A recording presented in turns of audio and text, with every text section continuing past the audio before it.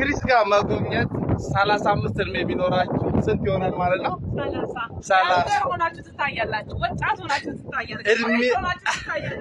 እድሜያችሁ እንዲቀንስ ያደርጋል ተብሏልና ዋው ዛሬ በጣም የሚገርም የሚያምር ያሳለፍነው ደስ ብሎሻል። እየመጣችሁ ከሱ ጋር የግድ መጎብኘት አለ። ጆርዳኖች የት ናችሁ?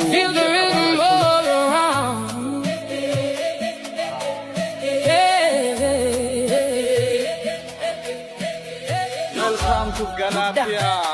Ahora vamos a ver sufra no